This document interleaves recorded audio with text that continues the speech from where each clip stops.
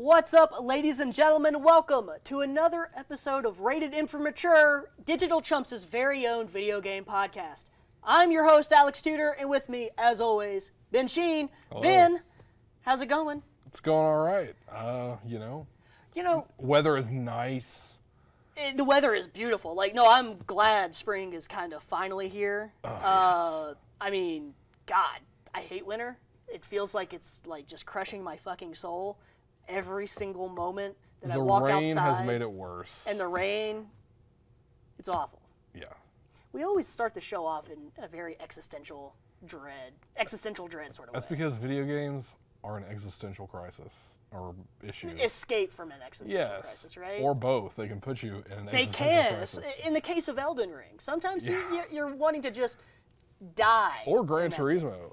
Or I'm not trying to segue, but I feel like I was having a mild existential crisis, trying to figure out how I was going to review and talk about this game. True. Yeah. So, Ben, the last 2 weeks have been very heavily focused on me.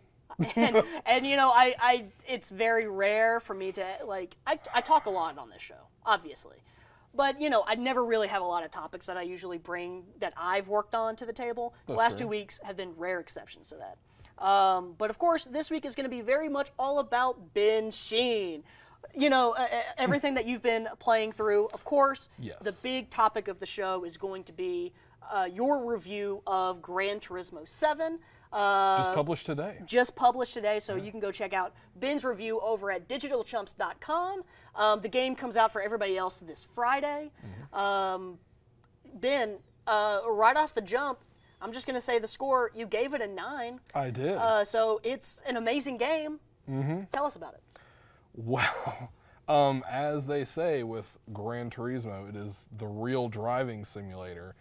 And for context, I am not one to play a lot of racing games or simulators, whether it's like a life simulator, a roller coaster simulator, or a driving simulator.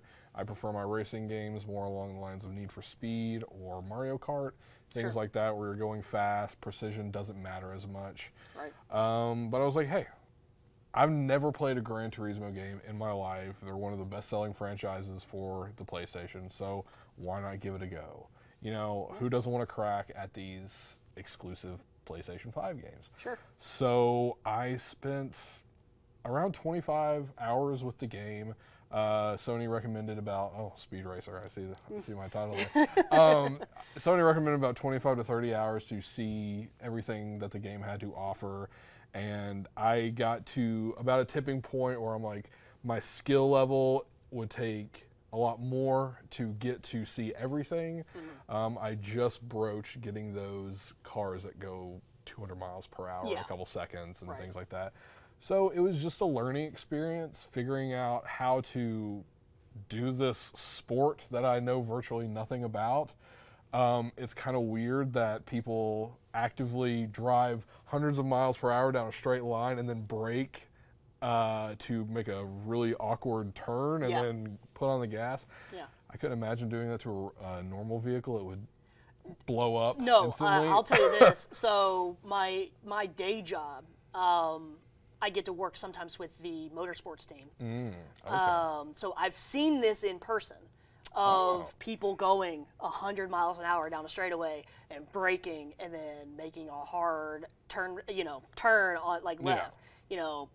Obviously I don't know all the inside information of it. I'm just there getting pictures and video and putting that all together. But I mean, they train for this.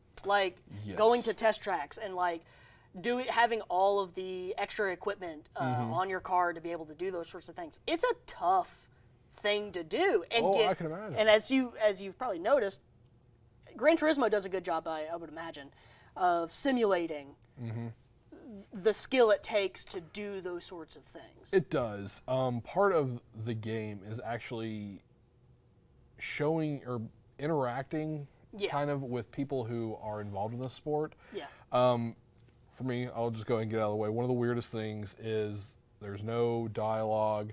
All these sort of conversations and narration is delivered with a little chat bubble person with their portrait, just a picture, and then a lot of dialogue. Before races, you can see that there's 3 or 4 little guys down here that you can key over, and it'll be like, here's this racer from wherever, and they'll give you a little information on their story. Right. And a lot of these people will say that they've played Gran Turismo when they were kids, Yeah. or even there are a few exceptions where this game actually had a challenge that allowed people to get into the sport and Right. race, Right. like in real life, which is a testament to how accurate of a simulation is and how intensely realistic it is. Yeah. And that's basically been my through line over the course of the entire game, is how realistic it seems, how realistic it feels. I had no idea what I was doing half the time when it came to like things like oversteering, Right. concepts I never thought of, like Understeering, oversteering. yes, When when your wheels are track, when your wheels are like screeching, you shouldn't go on the gas because they actually won't go forward. Yeah. I'm like, oh, that doesn't make sense, but the game kind of tells you these things, and you're like, oh.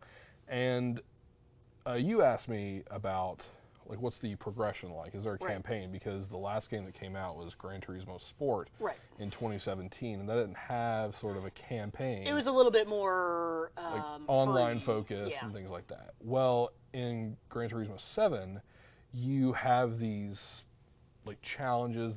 You go to a Gran Turismo cafe. This is very hyper stylized, smooth jazz Of course, yeah. kind of thing, where this man named Luca tells you like, hey, collect 3 European hatchback cars, or collect 3 Mustangs or Corvettes, and then and you race, and if you get 3rd place or better, you unlock these cars, and then you come back and he tells you the history of these cars. That's awesome. So it's like a love letter to It is. just cars and their history. And Yes. yeah. In my review, I noted that I try to refrain from saying the word love letter these days, Yeah. because that's one of those traps I used to fall into when I didn't know any better. And I actually saw a few reviews that I went back and looked and saw a lot of people saying that this was a love letter, but there really Yeah. is no other way to describe it.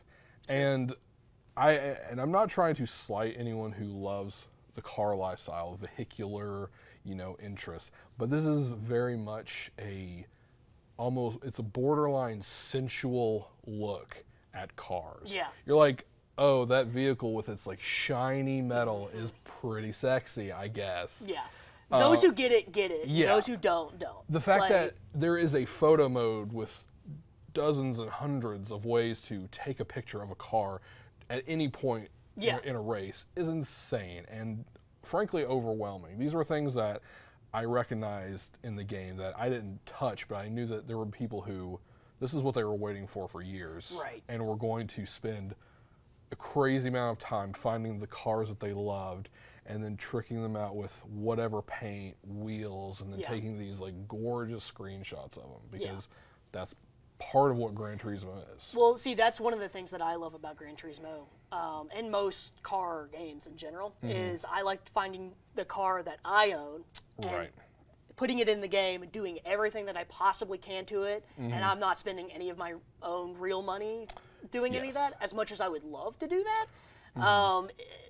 It just gives that sort of, it's the same sort of fantasy as any other game It really offers is. you. It allows you to do things and experience things that you may never have an opportunity to. And Gran Turismo has always been one of those series, especially in the racing simulator genre, between Forza, there's other smaller titles that are on PC that never really, Project Cars is one There's of like them. WRC. Yeah, there's a bunch of different car games that are out there, but Gran Turismo does a really good job of simulating what every single car feels like to Yes. drive. Now, you played it on the DualSense. You didn't use a wheel. Correct. Which I would say probably is what most serious players would Yes. probably use a wheel. But casual people, this might be their first Gran Turismo, like yours. Like Yes. this is your first one. What was it like hopping into it? Did it feel realistic? Did it feel fun to drive with a DualSense? Right. And I understand where driving with a wheel you are going to miss out on a lot, but I think if this game wants people to enjoy Yeah. it, wants people Yeah. to feel like they can approach it. And I actually really greatly enjoyed the DualSense controls with this. I think the biggest plus are the haptic triggers and like the feedback you get. If you are taking a turn too fast or trying to gas out of like a dead stop, Yeah. you will feel that resistance. You'll feel like it'll be hard to press down. Yeah. Or when you're braking and your tires are spinning out, you actually feel the trigger like pop up Right. as it's providing you with that resistance. There was the Tokyo Expressway track that takes place in the streets of Tokyo, Yeah. and I guess it's just a normal street like any other, and there's like those little bumps in the road, and you could hear it like the Yeah. and feel every little vibration like That's that. awesome. Things like being in the dirt, being on the tarmac, you can feel those little subtle changes. And if you're not completely focused on the action at hand, I think it's really noticeable. It's just a nice addition to it that I think actually might make people more interested in like a wheel. Sure. Like if it feels this good just using the thumbsticks, Yeah. then what might it feel like with Yeah. $300 peripheral? But I mean, so Gran Turismo has been one of those franchises that has sold 5 to 10 million, games every single game, right? Right. Like they've sold that many copies per game entry in the franchise. I would imagine that this is going to be the same thing, but I think a big problem that Gran Turismo has is retaining that new casual player coming in, Yes. especially because a lot of people don't have the cash to drop on a $400 nice racing wheel Right. setup that you would kind of need to fully appreciate the game. So it's nice to hear that at least the DualSense probably doesn't fully close the gap, Right. because have you ever used like one of the nice wheel setups? It is a game changer. I'm sure it is. Like, I mean, when you combine that with Gran Turismo, it feels sometimes like you are actually legitimately driving a car. Yeah. And it's amazing. I mean, not counting, obviously, if you don't have like a motion simulator rig. Of course. That's a whole extra extravagant 10 Right. grand extravagancy. But just having the wheel there has that extra immersion. But the DualSense, as soon as we got the PS5, I knew that the triggers were going to be a game changer. Yes. Because I know a big thing, at least in motorsports in general, are like the dead zones in braking. Yes. And like, feeling the gas and the tires let out from underneath you. And having those tactile feelings is important to a simulator game like this. Especially in a game where if you're trying to get just shave off like half a second on Yes. your lap time, like those little haptics and those little that little feedback is so vital. Right. Well, and that's one of the things that the game does a pretty good job of is educating you and teaching you like new lessons Yeah. throughout. I mean, you start with like a Honda. You can start with like a Honda Fit, a Mazda, and Yeah. a Toyota. Looks like a Camry or something like Sure, that. I don't know. sure. But these are basic cars that everyone can drive, and no one's going to push them like 80, 90 miles per hour and Yeah. do these types of things with them. But then you move on to four-wheel drives, like rear-wheel drives, things Yeah. that I didn't even know were a thing. But along the way, you're learning how to navigate tracks, when to Yeah. brake, and things like that. And part of like that, that feedback on the controller, it's like, oh, I'm pushing this car too hard or doing the wrong things, and I can feel it because Yeah. it's impacting my triggers. So And you're coming at it from, like you mentioned before, a Mario Kart sort of yes, world or an arcade racing game Mm-hmm. where your only goal is to be faster than the person next to you. Yes. Where this is the complete opposite. Correct. This is more, you don't have to worry about the people around you. You just have to worry about having the fastest lap time. yes, Like, who cares if they pass you?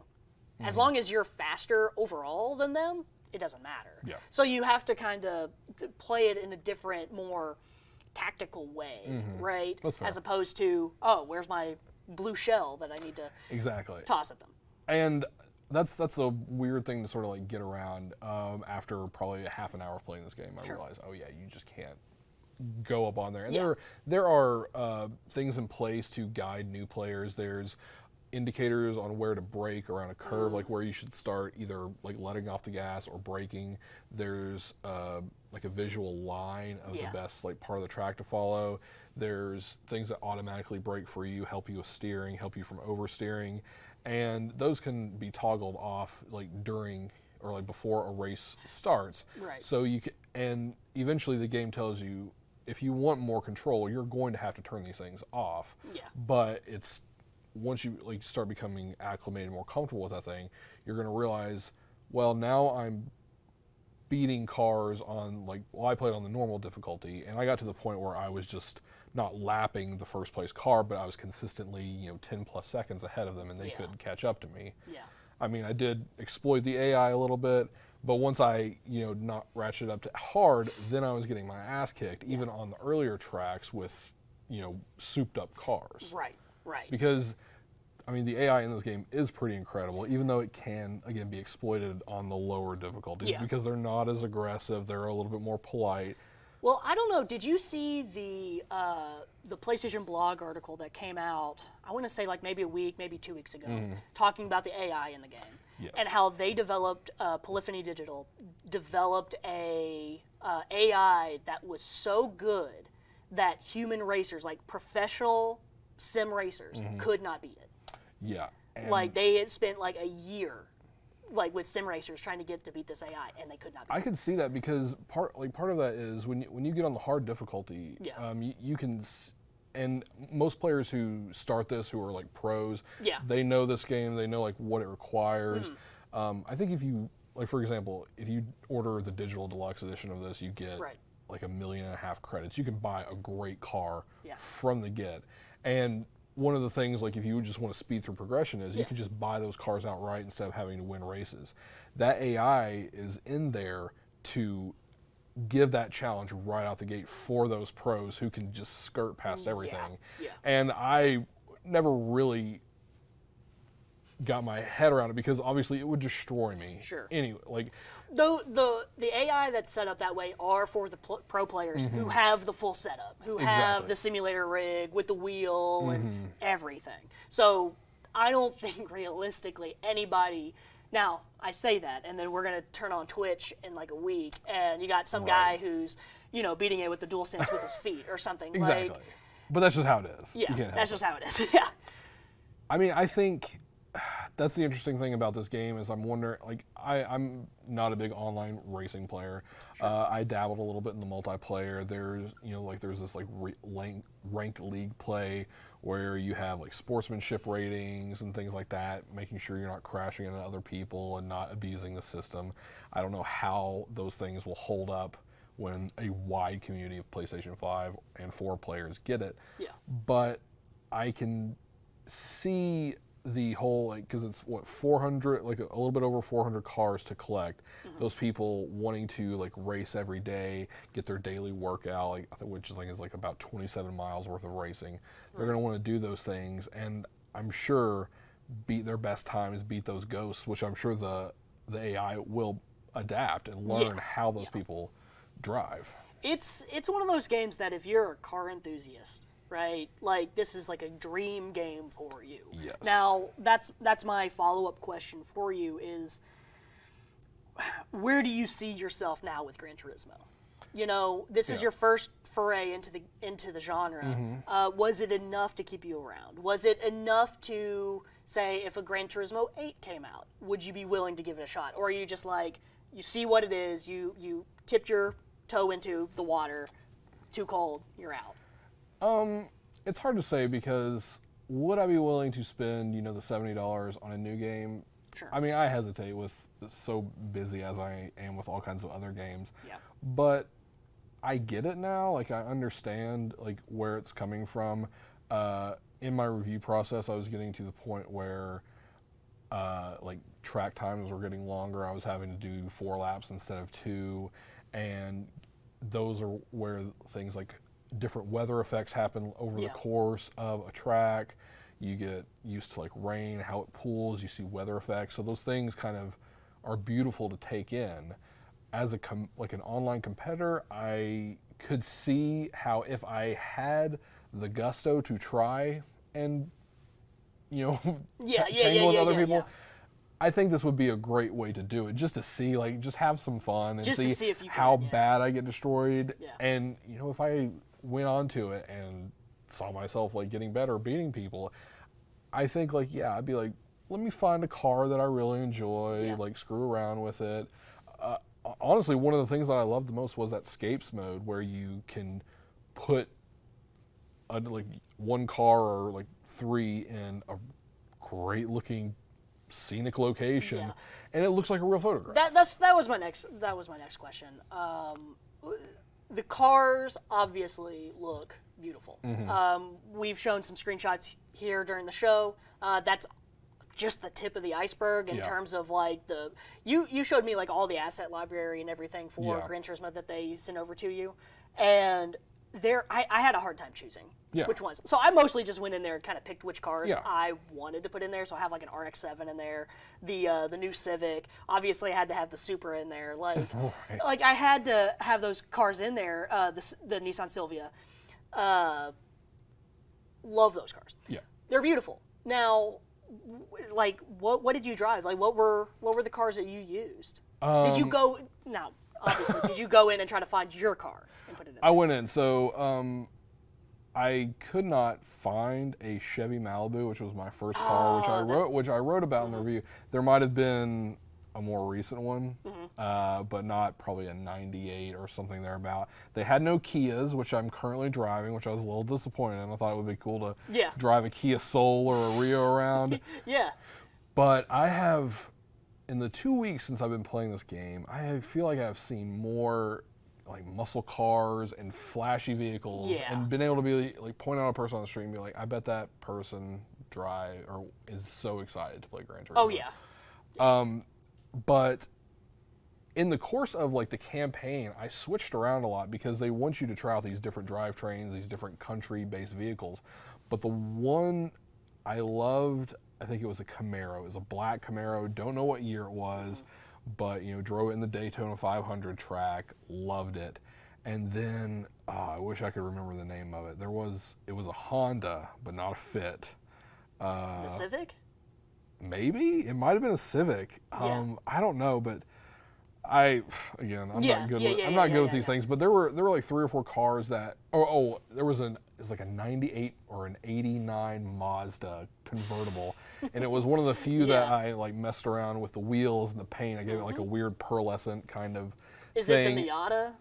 It might be. It's like that weird squatty. Yeah, like the it's like really tiny, small. Yes. Yeah, you always see it in like the arcade racing games. Like, yeah, I know exactly what. Yeah, Well, and the other thing with this game, like as the love letter, as this sort of like loving look at cars, it is a strange history lesson, a deep dive into car culture. Like this cafe, which is sort of like your little hub. Yeah. You might drive up there with like a random car, and like a little bubble of some old dude or like a young guy will pop up, and these people will tell you about this car, or sometimes the manufacturer or the designer of this specific vehicle will be like, oh hey, it's me, I'm so and so from Japan, and I designed this car because of these reasons. yeah, And it's so crazy, like, because it's trying to make you feel like, oh, these people love this car. Here's why you should love it too. right. And then you'll go to their brand central, and it'll be like, hey, you like Michelin tires? We're partnered with them. Here's a timeline of the history of Michelin tires, and at the bottom, here's a timeline of everything that was going on in the world, like World War II and JFK being assassinated. I will tell you this right now. As a car lover myself, that sounds amazing.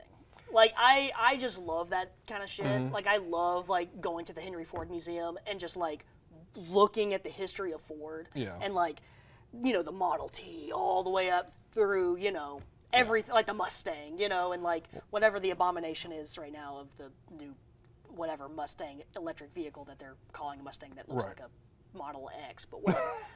Well, I mean, when you boot up Gran Turismo 7, it starts out by saying, like, this is the 25th anniversary of the series. Yeah. And then it plays, like, a reel of, like, film footage from, like, very early on of, like, like early cars being manufactured up to, like, Teslas and things like that. And it's, like, this cinematic, you know, like gorgeous instrumental music, making you be like, hey, we love this shit. Yeah. You're going to hopefully love it too. And it is kind of, I've seen some people complain about there's too much text, like too many like talking heads to you. Right. And I get that. There is a lot of dialogue to like, well, a lot of facts to read through. But this is really for those people who want to read those facts, who are not going to X out of them or skip out of them. They can be a little intrusive, but if you don't like them and just want to get to the racing, just circle out of it. Yeah. It's not that big of a deal. I think it was a bit odd at first that you access every feature from the game from this like pavilion that's literally hover over this thing, click X, and it takes you to a menu. It's a lot of menus. They're presented really nice. That all the previous Gran Turismo games have been very menu heavy. But they're making it this sort of like frictionless experience. They're wanting you to get to the racing or the car care or the customization as fast as possible. Right. Things like applying liveries and paint can be like a little obscure, a little tedious to go through. Sure. But it is putting the least amount of resistance between reading these facts, learning this stuff, going to a garage, seeing the spreadsheet of torque and weight and all that stuff, and how little toggles can change that. So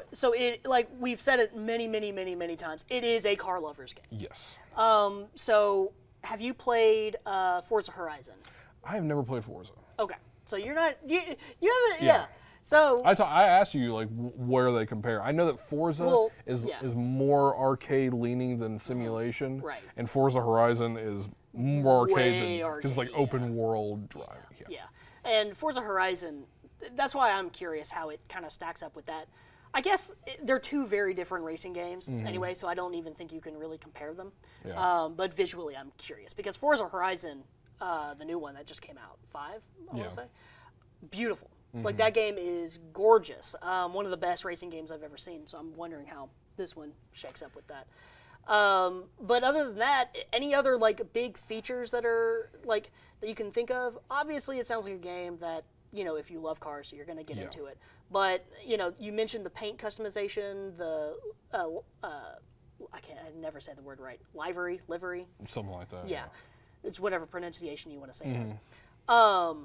How straightforward? You said it was kind of obscure for some of those things. Like, well, it's like you have one option where you can go into sort of like a custom created content by other players, right? And like browse that kind of stuff.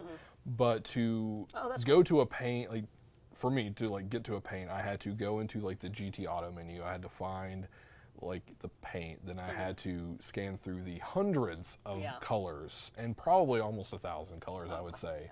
Whether it's something they made up or the specific paint of a manufacturer. In the car world, the amount of shades of white and gray that there are is just too many. Yeah, I think it took me, I held down on the controller with the manufacturer specific paints, and I think it took like 30 seconds for it to the menu to completely go to the end. Maybe. That's insane. And I think like with that stuff, you have to apply. And again, maybe I was missing out on something, but it was like, here's this color. Then you save it as a skin or like with a name or something like that. And then you can go back in and apply that to that specific car. It's not like, oh, I'm in this menu, click X, apply that paint right now. You're choosing these options and stuff like that. And I think, again, it's not completely user-friendly for someone who just wants to go in and out. It's more for, this is the car that I'm going to spend the money on to unlock this paint it this color. I know that I want to do this. Right. Like it previews the paint for you, so you're not just going in blind. Yeah. But it's you're going to be spending time decking out this car. It's for somebody who's like me, who I want to get my car in the game, and then I just want to spend 30 hours with my car. And then if I unlock a Lamborghini or something past that, then great. Yeah. Like whatever, I'll get to that in my next 30 hours, you know, but like it's for somebody who's going to spend a lot of time with the game. That's awesome. Ben, you gave it a 9 out of 10. Yes. Of course, ladies and gentlemen, you can go check out Ben's review right now over at digitalchumps.com. It should be the very first feature review that you see on there. Ben, next up, we're going to move across as kind of a recap of the last 2 weeks. I reviewed Horizon Forbidden West and then Elden Ring. What essentially amounted to back-to-back. Yes. It was a crazy 3 weeks of my time. Right. I have played more Elden Ring since I posted my review. I haven't played an ounce of Horizon since, mostly because Elden Ring came, and Elden Ring is all-encompassing. And you beat Horizon. I beat Horizon, and I'm going to go back and get the Platinum eventually. Right. It's just time. How much time do we all have? You, though, have finally started Horizon and Elden Ring. You have had time in both games. I kind of want to get your thoughts on both. Let's start off with Horizon. What are your thoughts on Horizon? So Horizon, for context, I am playing on very hard.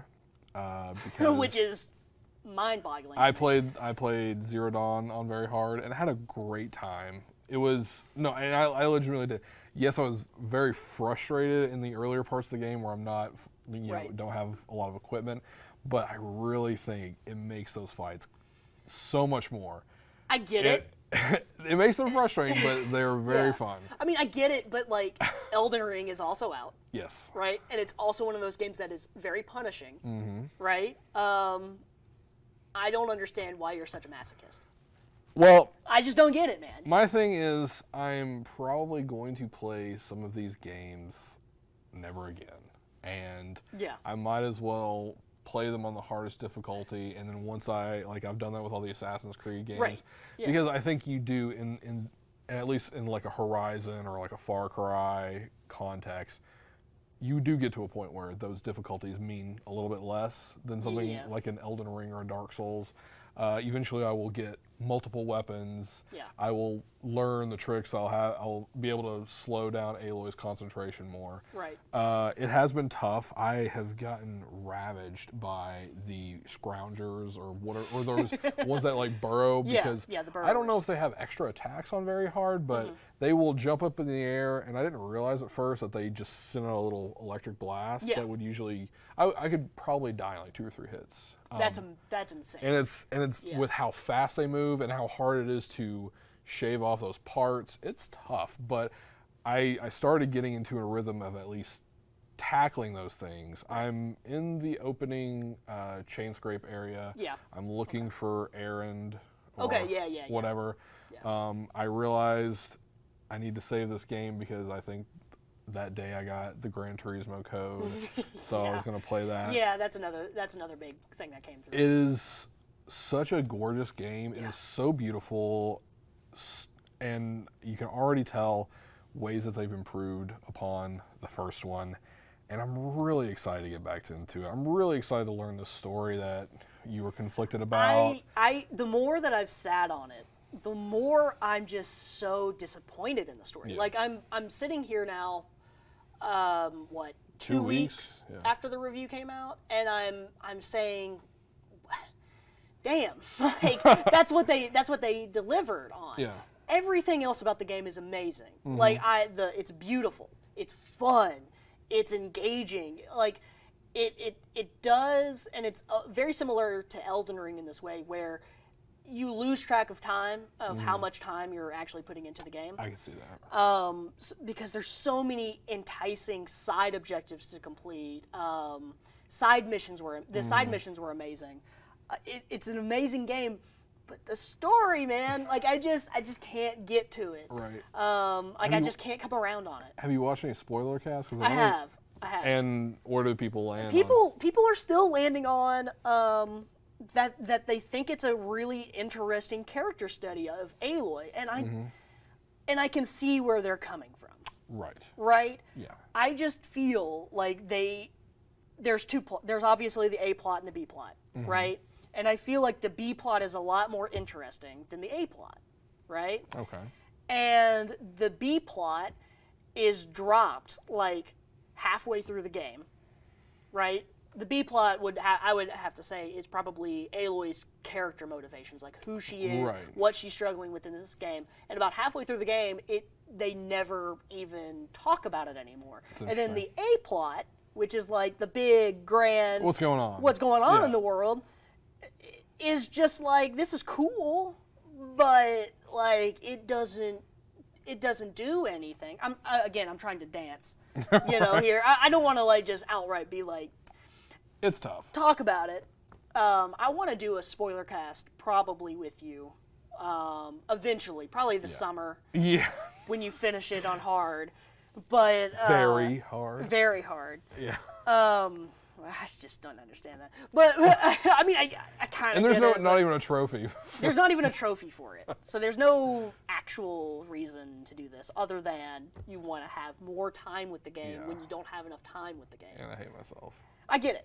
There's not many other big games coming out in the next few months. Assassin's Creed on Nightmare difficulty, like Odyssey and Valhalla. Oh, it's so tough. Yeah.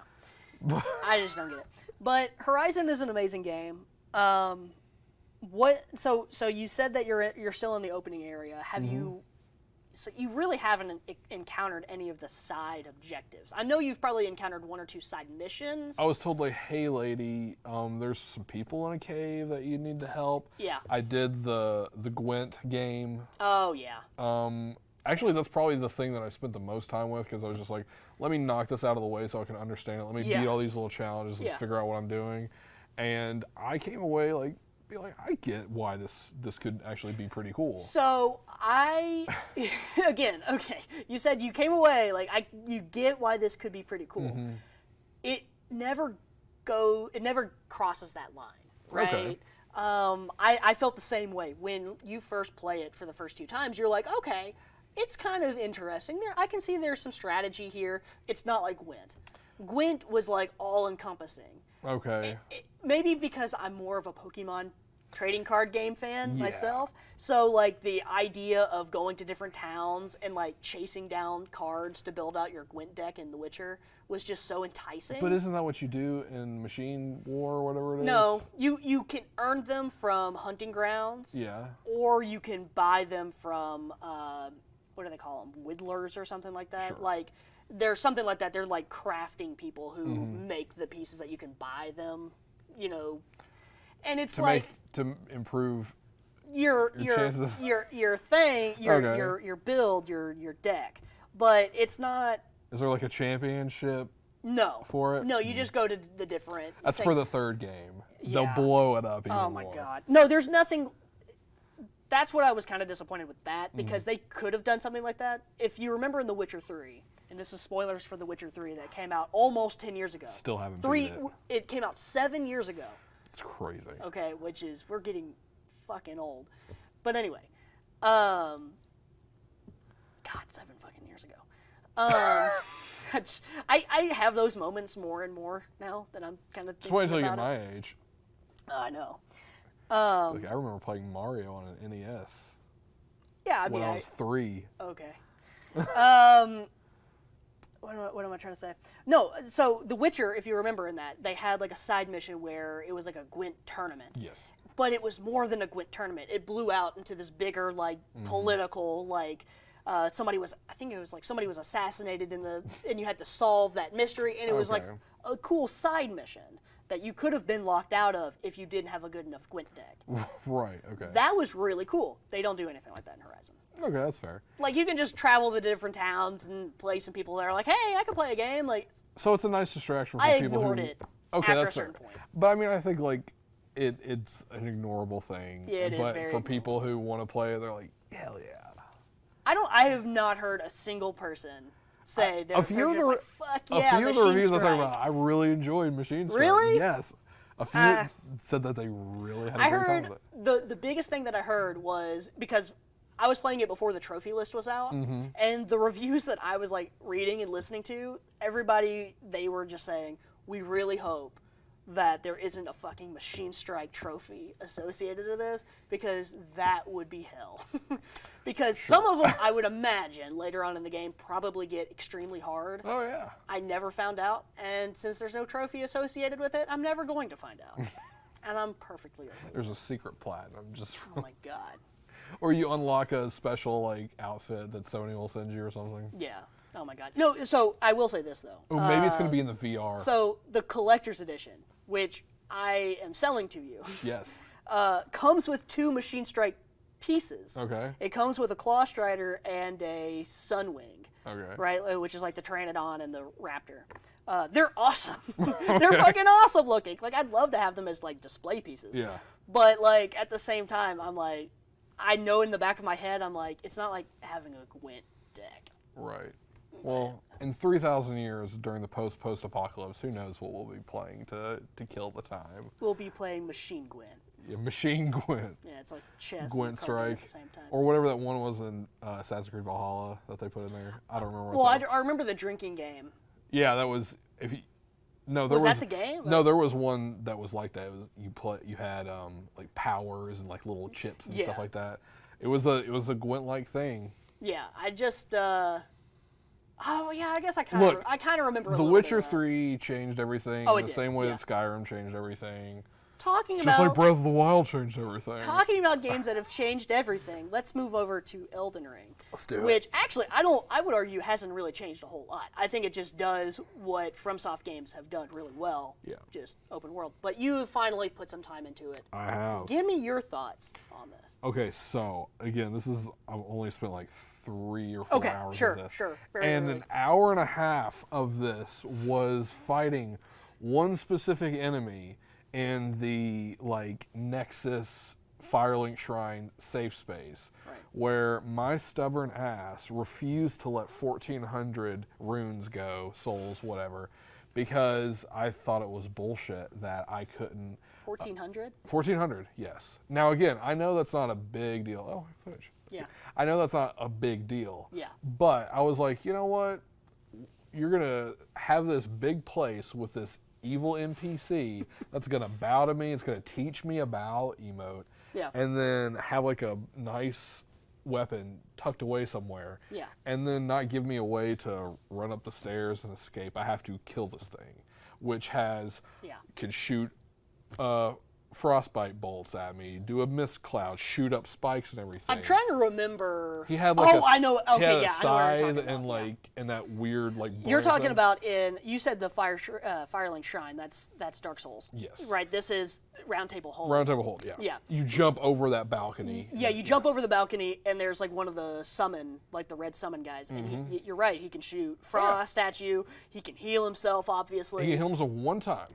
No, he can heal himself. He only did it once for me. Well, you're lucky. He did it twice to me, and it was the biggest bullshit I've ever seen in my life. I'm sure. The key to that, though, is as soon as you see those guys spawning in, you immediately run behind them and immediately get the backstab. Yes, but because I had only like leveled up like 3 times, he could kill me in 2 hits.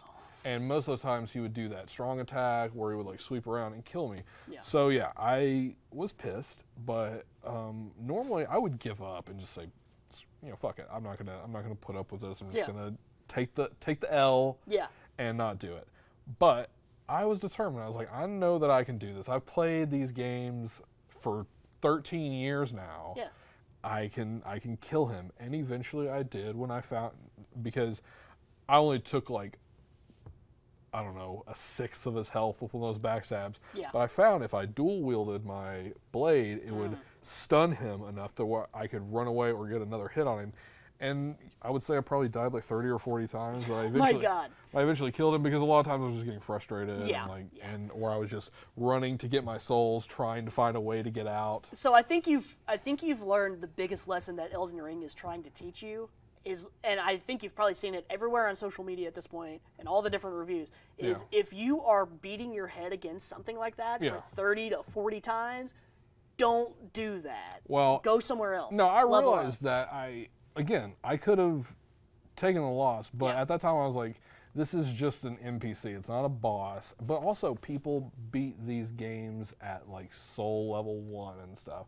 So if they can do it, I can do it. Sure. And eventually I did, and I felt fine about it because I literally got nothing except for 1,500 runes for it. See, that's the thing is. If it's beating your ass, more often than not, the rewards are not going to be worth the time that you're putting into it, where you could just be back out in the open world exploring, finding something that is more appropriate for your level, something that's probably more interesting than that fight. Yes, I agree, but now I know. So here's the thing.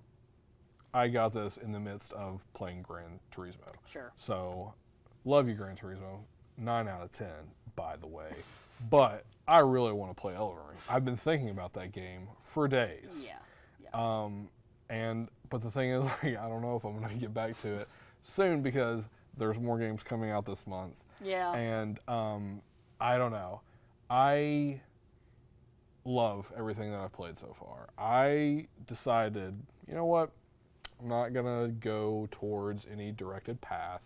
I'm just going to see how big this map is. So I set out in Lingrave or whatever, and I went northeast, like in a diagonal. Oh, okay. Yeah. So you were I heading towards, I think I know where you were heading. I encountered like that first random dude on a horse that was a boss, and then I futzed around a bandit camp and like got some treasure, and then I ran away from that because I got tired of dealing with these people, and then I heard a voice in like some bushes and I couldn't find the person. Oh, okay, yeah. Yeah, and I looked around and I was like, you know what, I'm just gonna pull up my map, I'm gonna mark it and be like, something's there. Yeah. And then I went on my horse. It's a cool encounter. Yeah. Well, I saw a dude on a black horse and like black clothes and stuff. Yeah. And he almost killed me with one hit. Yeah. And then I was like ran away.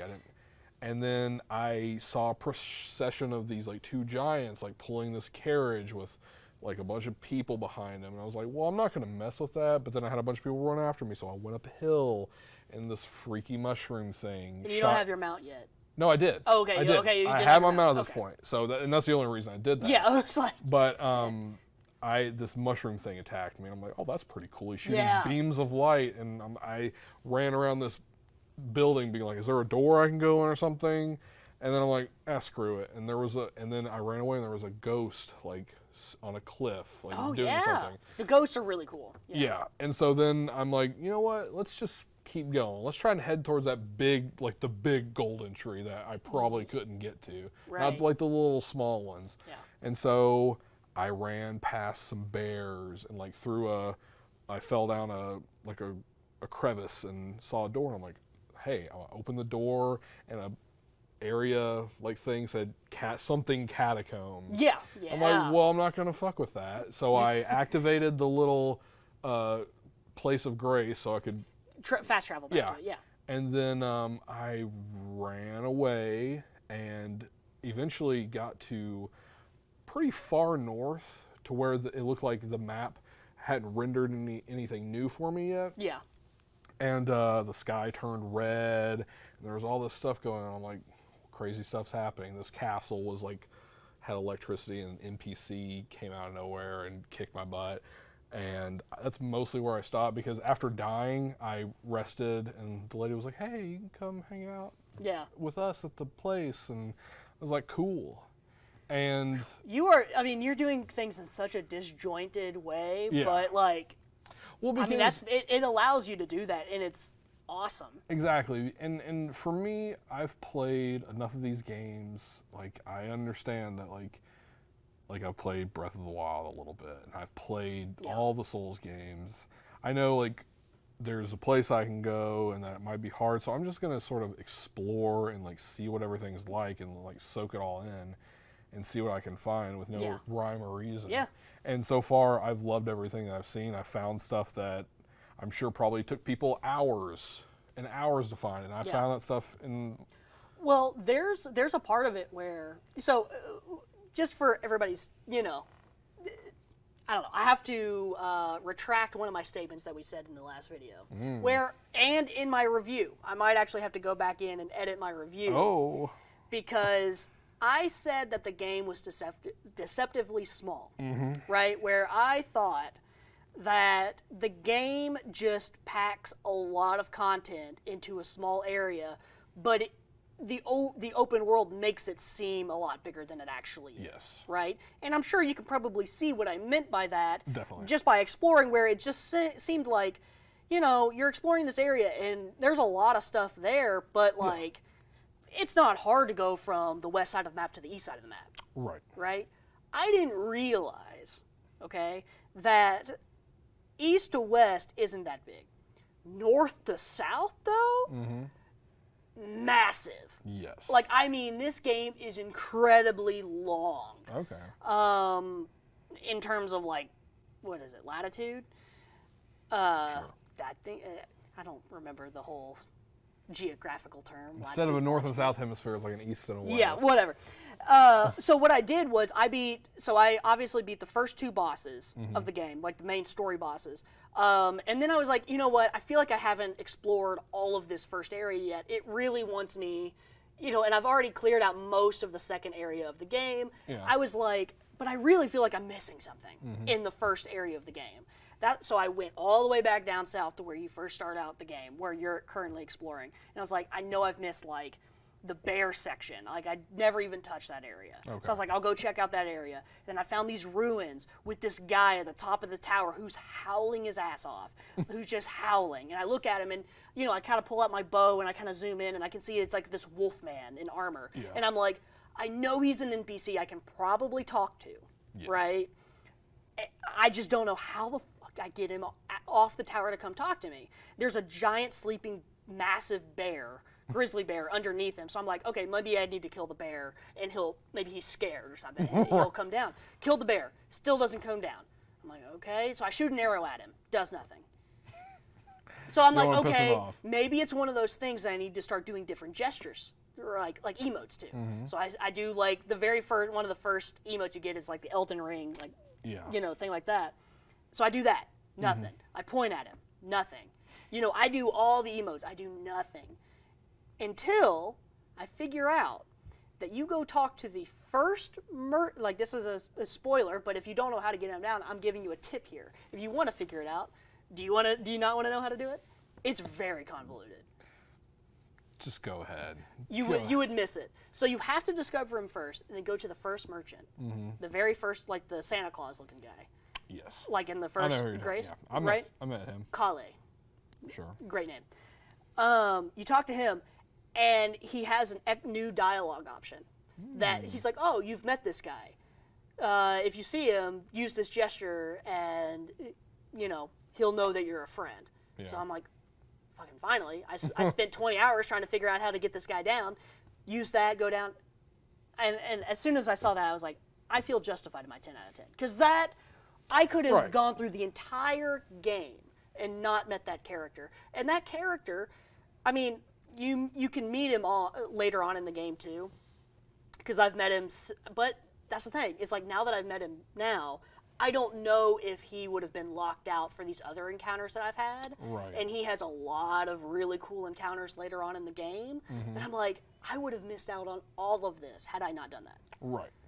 And that's what's so exciting about this is like, you're exploring this world and it's like I kept continuing south and there's a whole other island and there's like this person who's like, please help me find my dad. And I'm like, okay, like, it's just things like that I'm just like, this is a D&D game. Yeah. Like, turned into a video game, and it is the best D&D game that you could ever imagine having. It's phenomenal. I understand people are having a hard time with the difficulty and talking about, like, there needs to be easy modes and, like, all that other stuff. And I get it. I understand that. I feel like it's more of an accessibility thing. I think it is definitely an accessibility thing. I feel like if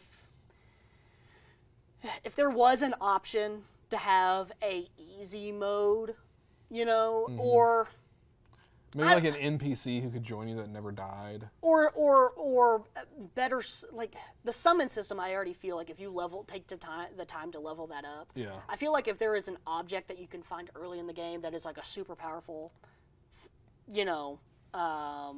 summon that you can use. Yeah. I feel like that would maybe ease it a little bit. I would have to leave that. Like Ludwig's Holy Blade at the beginning of the game. Right. Basically. Yeah. Basically. Yeah.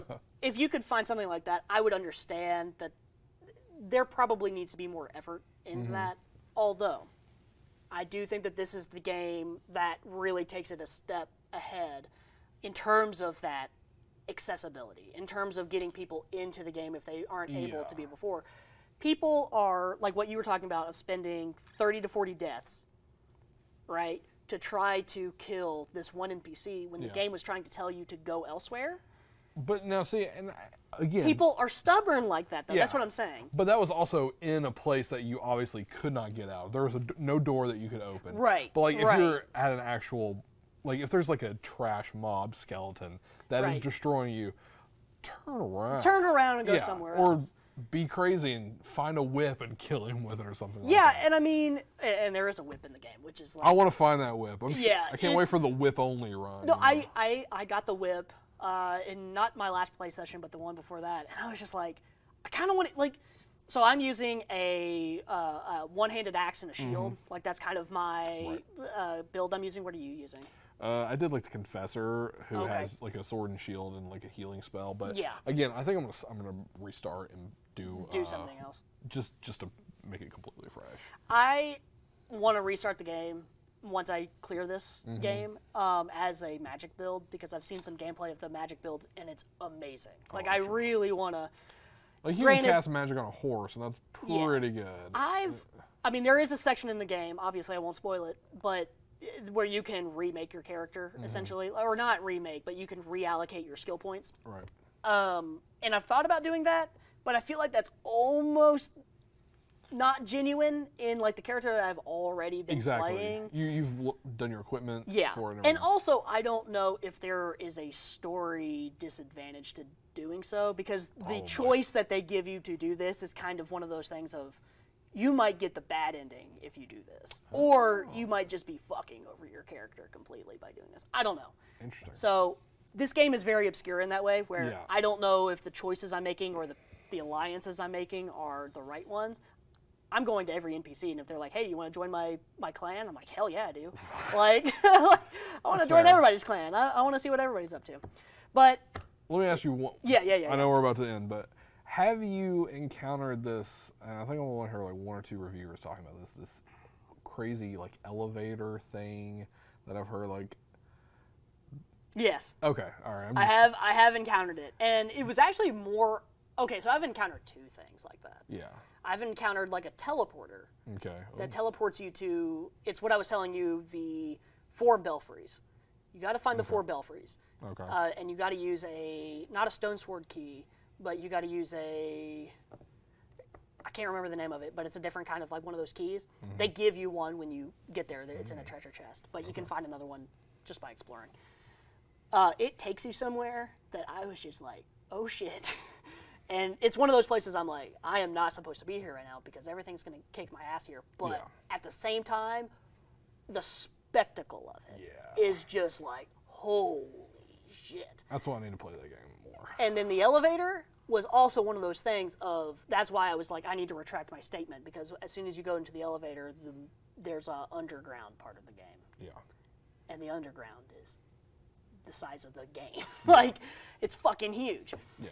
But anyway, ladies and gentlemen, thank you so much for joining us for this episode of Rated M for Mature. Of course, if you're watching us on YouTube, you can hit the subscribe button to check out all of Digital Chumps' video content, including Rated M for Mature, all of our video reviews, and any other content that we decide to do. I think Nathan's actually starting to stream both on Twitch and YouTube at the same time, so you can check out Nathan's streams, of course, on there. See how terrible he is at Destiny 2.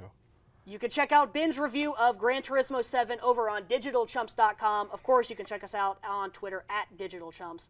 I've been Alex Tudor for Ben Sheen. We will see you next time.